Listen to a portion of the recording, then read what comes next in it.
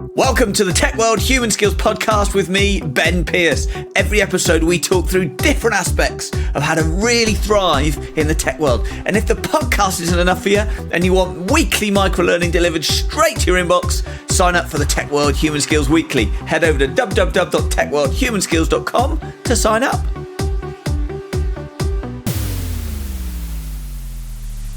Hi everyone and welcome to the Tech World Human Skills Podcast. Thank you so much for tuning in today. And we've got another great episode for you. We're talking about ADHD. Well, why?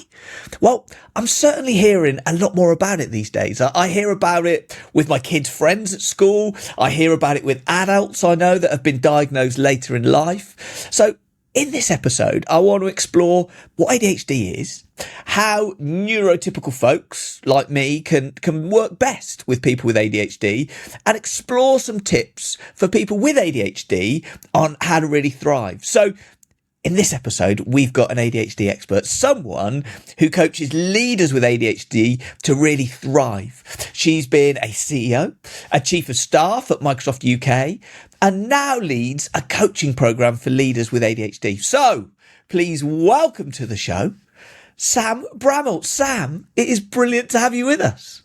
Hello. Thank you so much, Ben, for having this topic on your podcast, but also inviting me along. I appreciate it very much.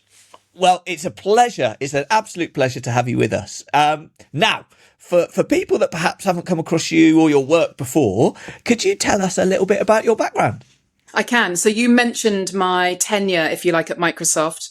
I've actually been in the tech industry for close to 30 years, which makes me feel incredibly old when I say that. 15 of those years spent at Microsoft. I've been in global organizations. I've been in startups. I feel like I've done the whole thing. In 2023, I left that industry and really what was my life and my identity to go and care for my mum, who was really poorly. And at the same time, I made some pretty big life decisions. I was diagnosed with ADHD in 2021, and I realized that I really was very passionate about supporting leaders like myself to live and lead in their inspiration zone with their ADHD. So I've spent the last few years reskilling and retraining and investing in that kind of next part of my journey. And I'm now an executive and ADHD coach and something called a polyvagal informed practitioner. So I look at the nervous system of people that I coach to help them to thrive a little bit better. Outside of all of that, I'm a mum to 2 teens. I have too many cats and a dog that thinks it's a cat. So it is chaos in my life often, but good chaos. I wouldn't have it any different way.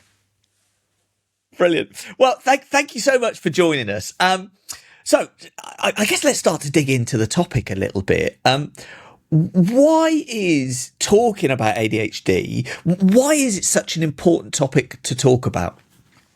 So I think that there's been a big focus on diversity sort of all up over the last 10 years, maybe 15 years in the tech industry and just kind of globally across kind of corporate organizations.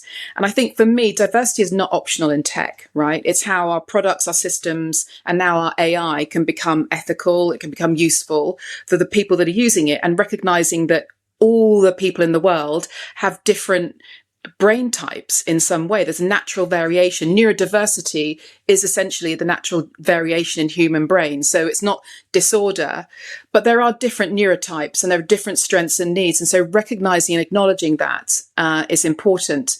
Since the pandemic, we've heard a lot about ADHD alongside things like autism as well, probably more so than before the pandemic. And part of that was because of things like social media and people being able to be online more and more. But what's really interesting is there was a survey last year by the Tech Talent Charter, and they surveyed around 700 organizations and around 230,000 employees. And what they identified was that employers thought that only 3% of their workforce was neurodivergent, when in fact over 50% of tech workers self-identified in that survey as being neurodivergent. And when I say neurodivergent, I mean ADHD, dyslexic, maybe dyspraxic or autistic, or have dyscalculia, which is a challenge with numbers. So there's a huge gap there in kind of what the perception of it is, and then the reality. And I think that because of social media, which is a good thing, people are sharing their stories because they're struggling, right? And they're identifying that they may have this condition called ADHD. Now, in the past, we very much thought that ADHD was a childhood thing and it was only related to boys. But as we've researched and identified, it actually stays with people. So lots of people who were obviously missed in their diagnosis when they were children go online, they see more information. They're like, that sounds like me. I've struggled with this all of my life. That was my story. I am a TikTok diagnosed ADHD woman, right? I saw a few videos online and I was like, God, that looks really like me. And as I started to explore it, and I found a language for why I felt a little bit different when I was younger, or why I struggled with certain things. So I think that's why we're seeing this explosion happening, or perceived explosion. It's just, I feel it's more of a writing of the imbalance, where we've had this very neuronormative world, and people are saying, hang on a second, I don't feel like this. And I want to share my experience in the world. That's really interesting. Just as you're talking there, there's about 500 questions that ding in my brain. The first one, that statistic that you brought up, is really interesting. So 3%, so the employers think 3% of their workforce in tech is neurodivergent. Self-identification, 50%. So straight away I go, wow, that's interesting. Second thing then, which comes up is you then described yourself as, to begin with, and I can't remember the exact phrase, but something like self-diagnosed TikTok diagnosis. Yeah. Which, so now I'm not really that political, but get a bit political. You know, there's also this massive swathe now of over-diagnosis, of Benefit Street, of we can fix neurodivergent with a Panadol or a paracetamol. It feels like there's a wave going, well, hold on. The only reason we've got this problem is because there's a load of people watching TikTok deciding they've got it. So if I put that view, maybe you could tell us about your story of the TikTok diagnosis and what it meant before, what it meant after. Yeah, absolutely. So, I mean, I use it as a soundbite, but I think my experience was I'd always felt a little bit different. Right. I struggled at school, but I have a really high IQ. When I found myself in the workforce, I was suddenly accelerating because it was exciting and interesting. And I'll come on to why that's important in a second. And over the years, I'd taken some of those online ADHD tests, and they'd always scored really high. And then as my family started to have their children, I've got some family in the US, and they were sort of streets ahead of being able to diagnose. Their children were suddenly getting diagnosed, and we were all a bit like, well, but they're like us. So suddenly you see these sort of patterns kind of connecting together. But, you know, I during the pandemic, you know, you go online, you start seeing things. I saw this video of this woman, and this is why I went to seek diagnosis. She kept leaving all of her kitchen cupboards open and forgetting where her keys were, literally every 5 minutes. And that's me. It's doesn't just happen once a day, but my husband is always going around going, I'm having to close the doors behind you, and I'm constantly forgetting where my keys are. I just put them down absentmindedly. At the same time, because I'm a woman of a certain age, I was also going through the menopause, and that has an impact on women. There's a lack of estrogen impacts dopamine. So that was my story. The social media, lots of people slam it, but actually it gave me a language to be able to go and self-advocate and to feel that I wasn't going completely insane. I thought I had dementia, right? And that I was going to go and get tested for that because that's all I knew. So, you know, in terms of the overdiagnosis, there is not an overdiagnosis. So diagnoses are rising, but that's not because prevalence is exploding. It's because visibility is, right? Prevalence is not meaningfully increased, but what has changed is awareness, access, the fact that adults and women are finally being recognized, because for a long time, it was thought that girls and women couldn't have ADHD. So there is still, I think, a significant underdiagnosis, which kind of aligns to that Tech Charter statistic. So I think saying that overdiagnosis is happening is really invalidating very often and ignores decades of missed identification. And what I would sort of end that by saying is we wouldn't say that to people with cancer, We wouldn't say, oh, there's an overdiagnosis of cancer. So it's very easy to target people with ADHD because people don't understand it. We don't say there's an overdiagnosis of dyslexia or dyspraxia, but people like to, or seem to like to, target ADHD, which I find fascinating in itself. So over the years, so obviously this is something that's been part of you forever. How did it show up when you were working, in the big corporate life, or when you were working as a CEO? How did that kind of manifest itself for you in the work environment? I think in the work environment, so to understand this, let me tell you a little bit about parts of the ADHD diagnosis, if you like. So, and I'll come on to a bit more of this in a second, but there's a wonderful guy who sadly passed away now, a professor called Dr. Tom Brown, and he identified that ADHD people have something called an interest-based nervous system.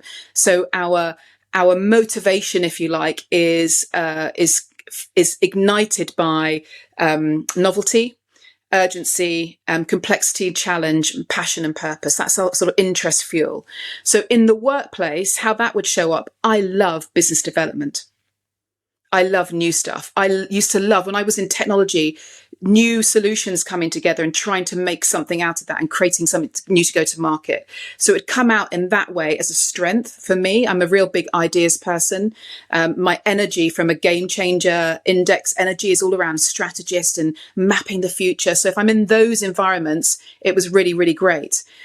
The downside to it is the routine and mundane. So you've worked at Microsoft, Ben. You'll remember having to do your expenses, the forecasting, and all of the stuff that is was like, for me, it was painful. It was like walking through treacle, and actually really impacted my excellence as a manager, because the things I loved doing as a manager was to lead people and go and meet clients. It wasn't to prepare another Excel sheet with loads of data in it and to do that on this very routine base. And those are the things that I really, really struggled with. And that's where we can see a lot of inconsistency in the workplace, because in the right environment, someone with ADHD is flying, but with the wrong set of situations or variables, it can really impact us. Does that make sense?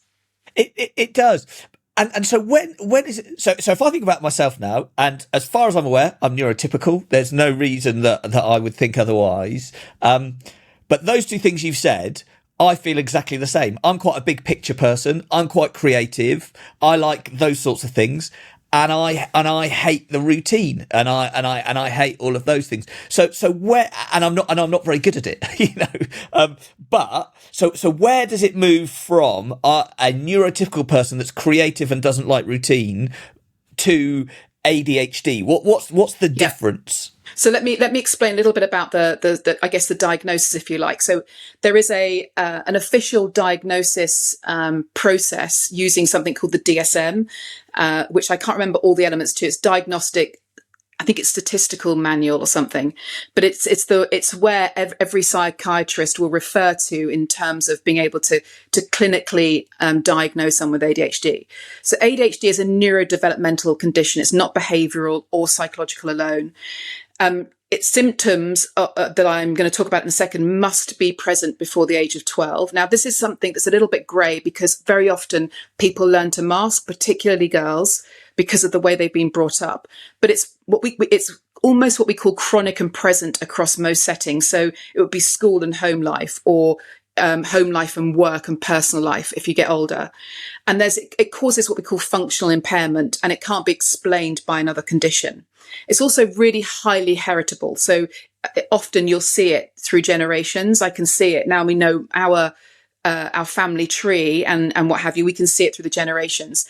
But what it affects in people is their executive functioning, so the prefrontal cortex, and that impacts self and emotional regulation, motivation, activating to do something, poor working memory it creates, time perception, organizational and planning.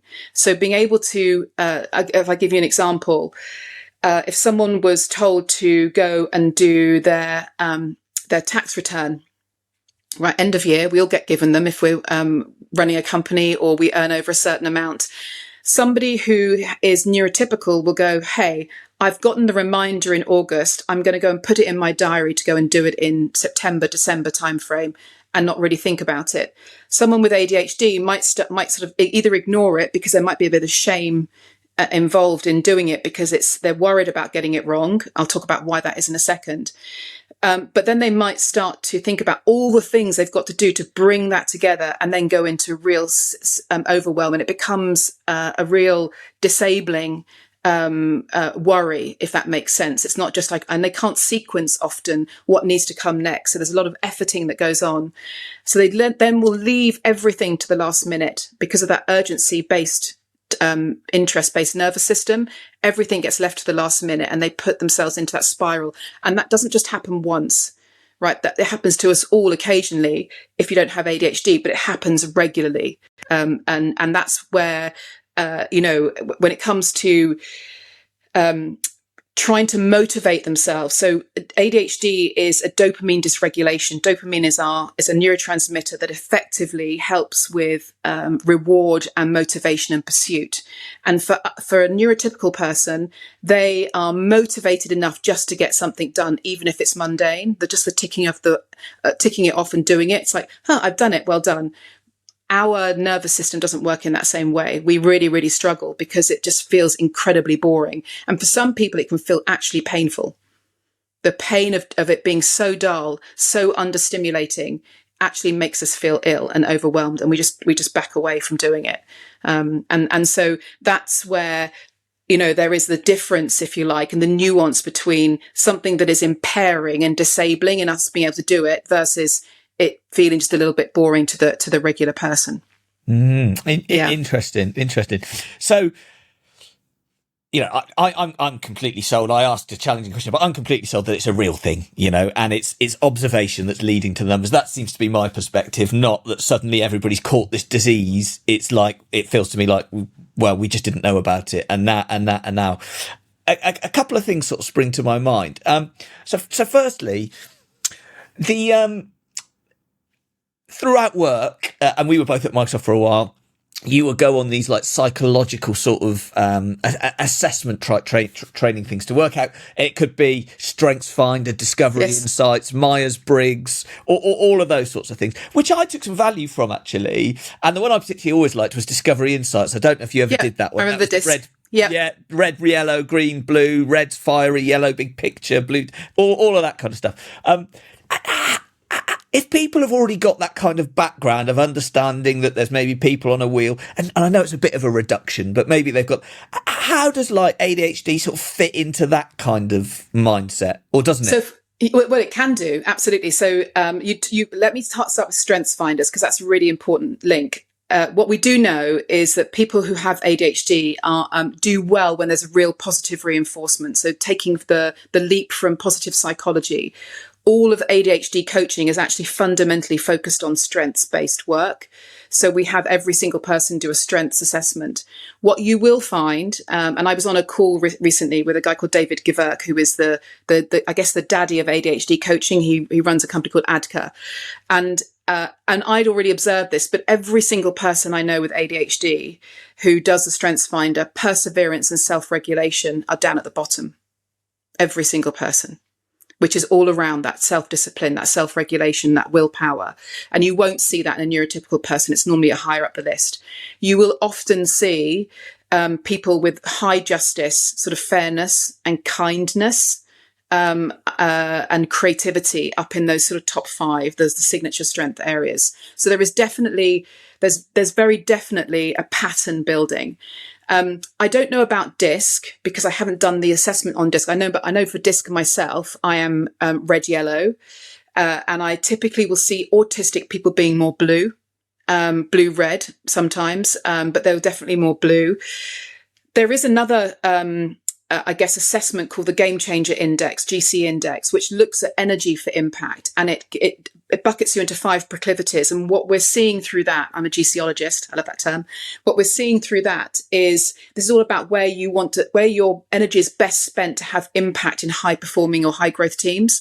And there is Game Changer, Strategist, Implementer, Playmaker and Polisher. Those are the sort of 5 proclivities.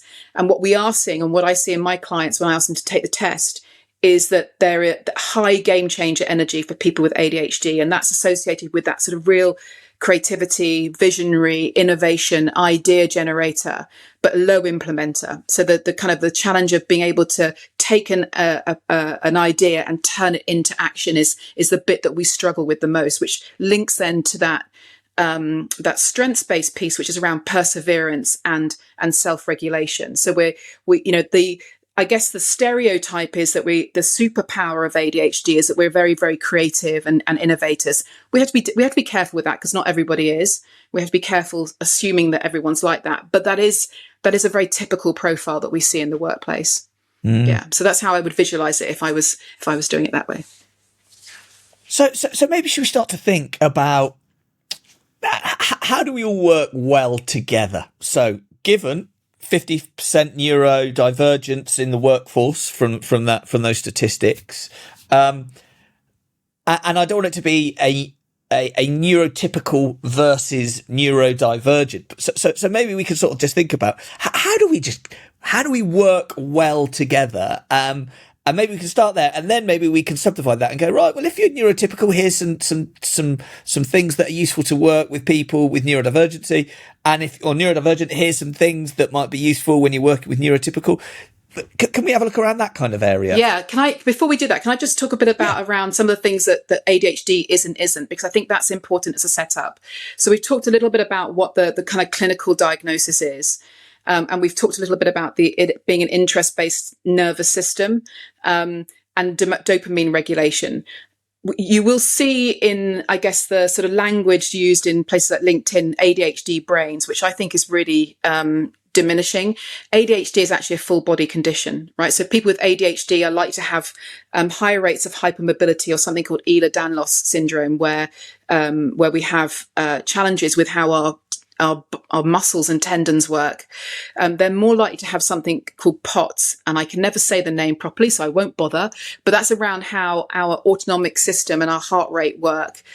There's an increasing amount of research that shows people with ADHD will have higher levels of asthma, migraines, and also stomach problems. So what we're seeing is it as a full body condition, right? The neuroimmunity, autonomic, and there's an inflammatory part of this. So that's important to note, I think, because that can help people understand that actually someone being sick isn't because they're just a sicky person, but there might be something underneath that going on.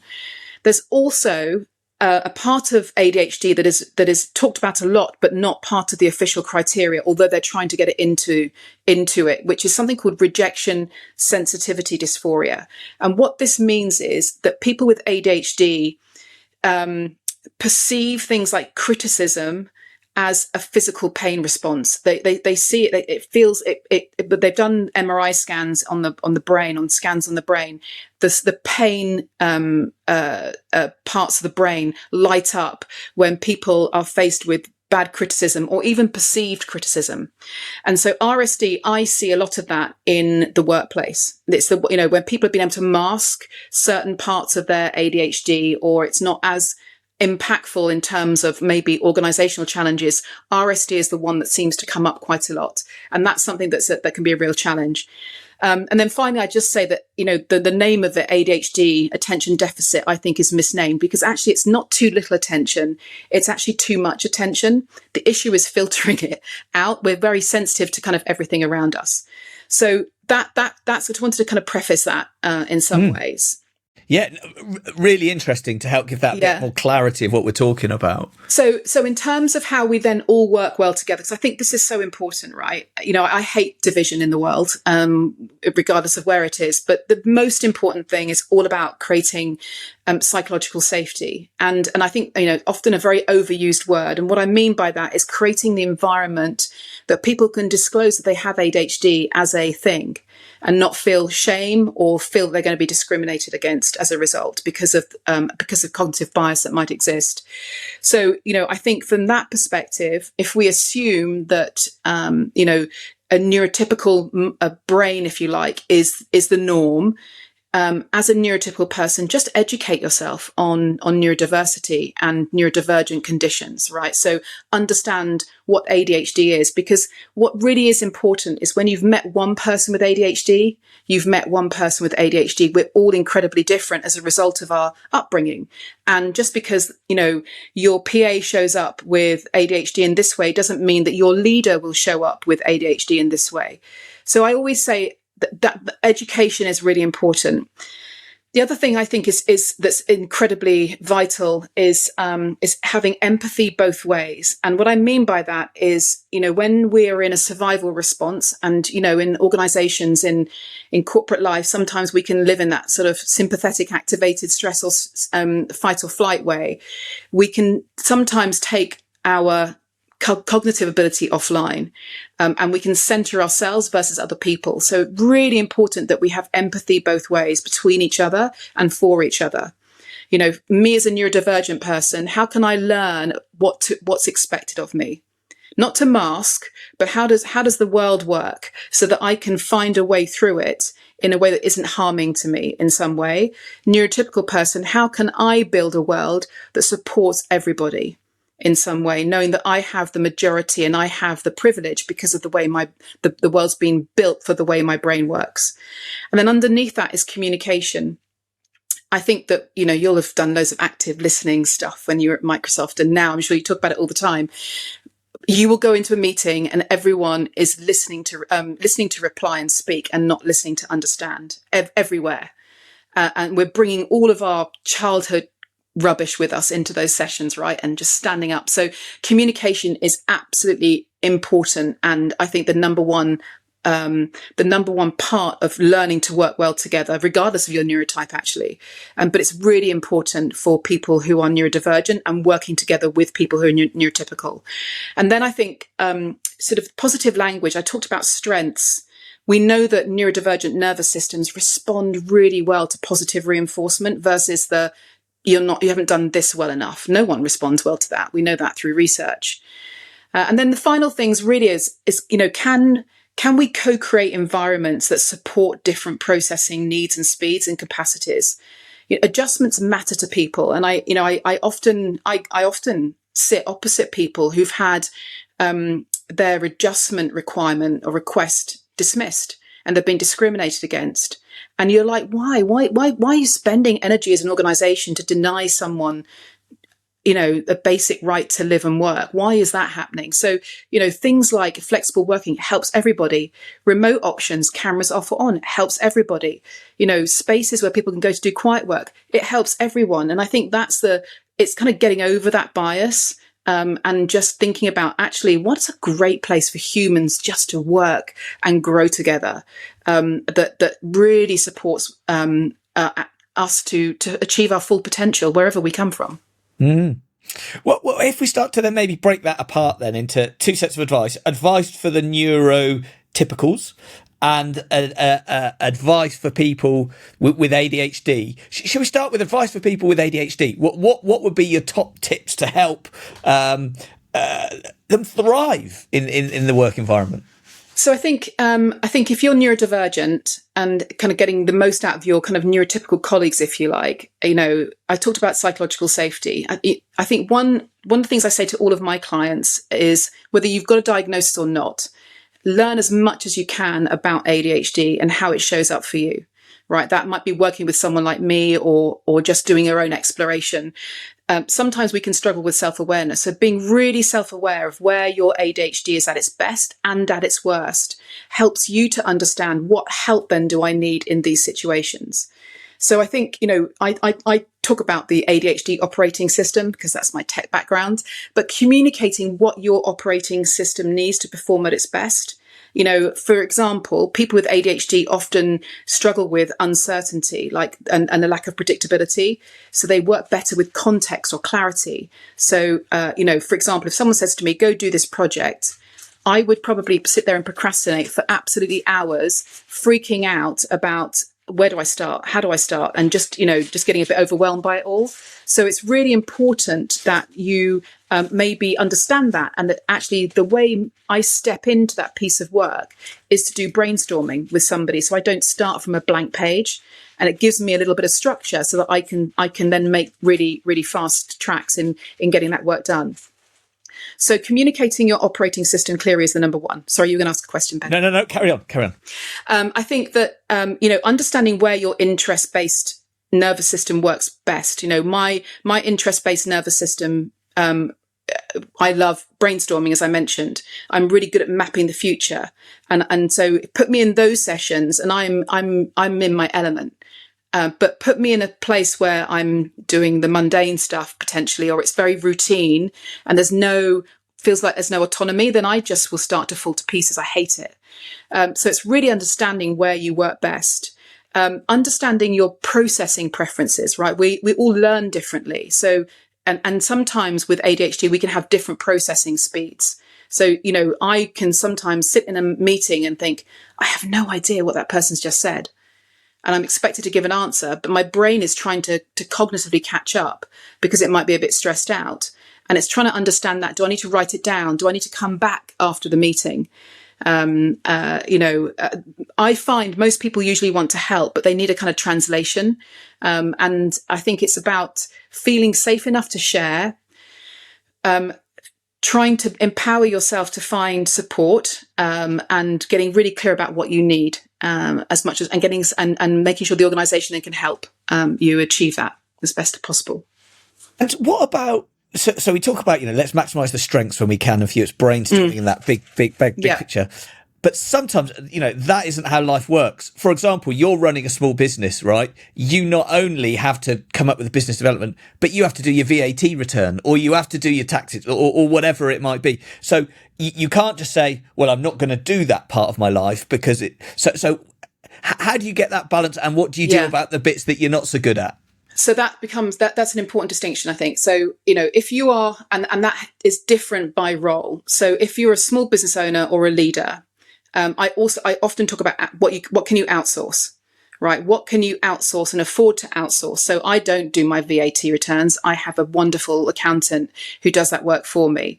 And she knows I have ADHD, and I've sat down and clearly explained to her that I hold a lot of fear around getting money stuff wrong. My biggest fear when I get a brown envelope, and if anyone from HMRC is listening, please make them yellow. Don't make them brown. Just change them, because I have a Pavlovian response to the brown envelope. But it's just always you've been caught speeding. You own money taxes. Right. A brown envelope's like the worst one ever. Right. So the RSD part of my ADHD goes, oh, you're going to jail. You've done something wrong. Oh my God. And I go into freeze mode. And that's when I will start to bury my head. So what you do is I'm working with people who understand how my brain thinks and works, how my nervous system is responding to this particular task. And I kind of offload it to them. So I'm outsourcing it to them. That becomes the way of doing it. And I say the same thing to leaders. If you're an ADHD leader, you shouldn't be doing things that drain your energy. You should be focusing on the things that grow your business and that you're brilliant at, the reason why you founded the company. But often, very often, they don't know how to delegate, and they struggle with some of that stuff, and they think they should be able to do it, and they start getting involved. So it's about creating the operating system around them. Now, if you're an individual contributor, that becomes harder, right? Because you don't necessarily have people to outsource to. You can do in some parts of your life. I have a cleaner, for example. There might be other people who come and help me, like a gardener and that kind of thing. I'm privileged that I can afford that. But in those instances, an organisation could say, I understand you have ADHD. I know you might struggle once a month to do this work because it feels really dull. Why don't we do something like a body doubling session? Because we know that when people with ADHD do body doubling with people on a call, they're more likely to get those mundane tasks done. Those are tiny little tweaks. And here's the thing, everyone can benefit from that, right? It's not just you're doing special treatment. Actually, you know what? Let's all get on a call. I remember, Ben, and you'll remember this. Remember the employee survey that we all used to do annually at Microsoft? I think they do it quarterly now. But I can remember way back in the day, obviously the desire to get everyone to do it. And I remember Scott Dodds, who was in charge of SMSP at the time, said, let's just bring everyone together and create an hour, and we'll get in a room and we'll just do it individually. We won't influence, we just do it. And it was great. Everyone turned up. Everyone did the employee survey. That's body doubling in action. And it's doing those types of things. Again, mapping out, what do I struggle with and what might I need to help me to manage around it and get it done. Does that make sense? Yeah, no, it does. If we flip it round and then say, right, so from the neurotypicals now, that want to be able to create this environment and work really effectively with people of all kinds of diversity, any techniques and tips that you have? So again, I think that, for me, I talked about communication and clarity. I see a lot of what I call drive-by delegation happening in organizations, right? Super fast-paced. And we go into a meeting, the expectations that everybody completely understands what the outcome is. Brene Brown talks about this thing called paint done. And actually Brene Brown was diagnosed with ADHD just this year. But she talks about the importance of leaders and teammates being able to paint what the outcome is that's being required to happen, and so that everyone has clarity. Because when as an ADHD person, when I understand what's expected of me, the predictability happens, and I don't go into the whirlwind of fear, and I'm able to go, okay, I know I've got to get this done. So that clarity is really, really important. It goes without saying, education around ADHD and how to support an ADHD person, I think, is number one, but communicating clear expectation becomes number two. Helping the individual to break things down into meaningful steps. So let's say I came to you, Ben, and we've got a big project, I don't know, to go and deliver. What team did you used to work in? When I left, I was a cloud solution architect leader when I left myself. We've got to go and deliver a big RFP to whatever customer. And we know there's a number of steps that need to go happen, right? And I might go, oh my gosh, we've got to do that. And how am I going to plan all this stuff? So what I might say to you is, or you could say to me as my manager, which is, let's go and brainstorm this. Let's go and look at the steps. Not assume that I'll know them. Let's go and look at the steps in the timeline and get really clear on what those are and break them down and start to understand where there might be a lack of capacity, a lack of knowledge. And just taking that time to do that one thing can have a massively positive impact on that individual. The other things are, we've all done this, and I'm guilty of it as well. So, I'm not going to start blazing people here. We've all sent out an email or an event request with no agenda in it and no context for the meeting to happen. And that can feel like kryptonite to us. We're like, about to get fired. So making sure that agendas and there's context there about why we're having the meeting. Giving feedback. So feedback, again, connect to that RSD. Feedback I think is an art form for most leaders, and most leaders get it wrong, whether you're neurotypical or neurodivergent. I have definitely got it wrong in my life. But for people who are neurodivergent, hearing criticism can feel really hard, because we love strengths-based work and positive psychology. It's about making sure that you're teeing up the feedback, not making it personal-based, which we know is a thing, but giving context around it and making sure that there's space. It's not just what I call a drive-by feedback session, right? Which is, you did this wrong, and everyone's there like, oh, I'm about to get fired. I haven't got a job. Oh my gosh. And they go into a spiral. So really, going slow, I think, is the way I would see it. Going slow and supportive, and that actually benefits everybody, frankly. Yeah, I mean, as you describe that, then lots of the things that you've been describing to me, I sort of go, surely that's just good practice for life. Lots of these things. It is, but it's not done. And that's the thing, right? Yeah. So we know that there's actually really bad leaders out there. We know that organizations are expecting too much from everybody all of the time. So, where there's not, I would call, the personalized leadership needed for individuals happening. Everyone's just, you go do this and, and what have you. So great leaders will get this and they will be doing it and it will benefit everyone. I think the other thing is, if I was managing someone today who had ADHD, I'd want to sit down with them and say, help me understand how it shows up for you. In what situations? Where is it triggered? Where are you in your flow? How can we make this? What do you need? How do you need me to show up as your leader? And just being really curious and open-hearted around how me as the leader needs to show up. Some people, I don't need some of this stuff, but some people really struggle with coming into the office every day, or they struggle with a really loud environment. They want some sort of quiet time. They struggle with meeting environments. They feel really overwhelmed with lots of people in a room. It's just understanding those nuances that particular nervous system requires, that becomes disabling to them, and start to support it as best they can. Yeah. Mm-mm. Fascinating. Do you know what? I've glanced at the clock. I think we're about at time. Okay. It's been really interesting. So thank you so much for going through all this with You're welcome. me. As we start to wrap up, what would be your key takeaways for people that have been listening? Number one is education. Go on to attitude.com. There's loads of places out there where you can literally go and learn about ADHD. Bring someone like me into your workplace, because I can talk to you about what that looks like as well.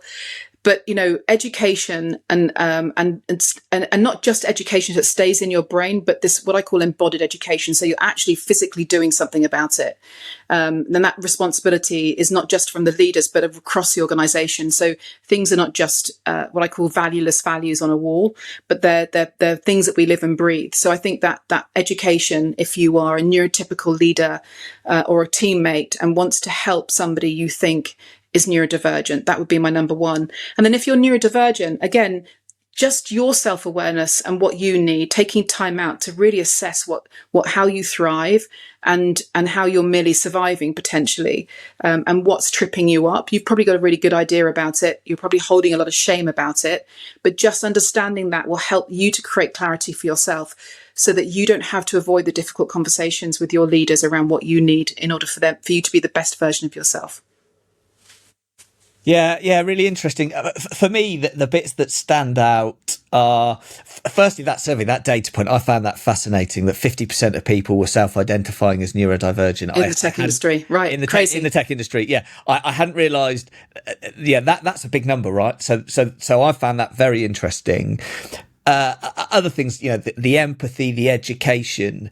But the other thing that's just sort of, I'm thinking, rolling around my brain is, I have spent a lot of time over the years doing things like the Myers-Briggs Discovery Insights, those things that we're talking about. And that idea of being self-aware of your style, understanding other people's styles and adapting your style to best interface. And I think you called it personalised leadership, so that you can, to get the best out of it. It's just like that, really. But there's just some extra lenses that you need to put on it, and it's education on what those extra lenses are, and they might be more extreme, some of those lenses that you need to put on them, but it's exactly the same thing. Being aware of yourself, aware of the people you're working with, and trying that personalised leadership, and just being educated a bit on what that personalised leadership, how that could be even better than what we thought it was in the noughties or the tens or the whatever, right, as we become more educated. And lead with empathy, care about the person that you're interacting with. Don't assume that just because they don't look at you in the eye, they're ignoring you. Just understanding all of that, I think, really will help become a better leader. Brilliant. So if people have loved this topic, want to get more education, I think you mentioned there's a website that will pop in the show notes, attitude.com. So attitude.com is a great resourcing website for just general stuff. It's like a magazine, e-zine online. It's a great place to go, just for really good insight into ADHD. That would be the place if you want to go and learn or kind of understand it a little bit more. It's a great place to go and get that. Brilliant. And if people want to connect with you, how is it best for people to get hold of you? I'm on LinkedIn. I'm also on Instagram, Sam J. Bramwell, and there is a website called the ADHDleader.co.uk, and you can reach me there as well. Brilliant. Well, I'll pop all of those in the show notes so that people can make sure they've got the right link, the right person. So the final thing for me to say is, Sam, it's been brilliant. Thank you so much for leading us in such an interesting and important conversation. So thank you so much. Thank you so much for the opportunity. I appreciate it, Ben. Don't go yet. Remember to subscribe to the podcast and rate the show. It really helps us grow and book new great guests. And remember, if the podcast isn't enough for you and you want weekly microlearning delivered straight to your inbox, sign up to the Tech World Human Skills Weekly. Head over to www.techworldhumanskills.com to sign up.